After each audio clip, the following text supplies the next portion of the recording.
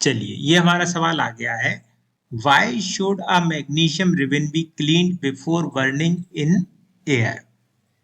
ठीक बच्चों, बच्चों होता क्या है कि जो मैग्नीशियम रिबन है, it is almost 100% magnesium metal, but magnesium metal is very reactive metal. Magnesium metal is very reactive metal है। तो जब मैग्नीशियम मेटल रखा रहता है, तब ये रखे रखे अपने आसपास की एयर के कांटेक्ट में आके रस्टेड हो जाता है, इसकी रस्टिंग हो जाती है। ये ऑक्सीजन के कांटेक्ट में आ जाता है और इसके ऊपर एक मैग्नीशियम ऑक्साइड की रस्ट की लेयर आ जाती है।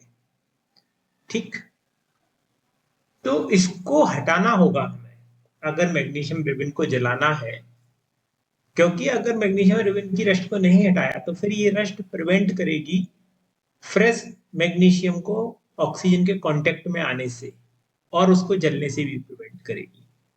It should be clean before burning in the air, because cleaning removes the oxide layer, a layer of rust from the metal strip or magnesium ribbon, and fresh metal is exposed. Fresh metal is exposed and it can easily react with oxygen and burn. Otherwise, the rust layer will act as a barrier between metal and air.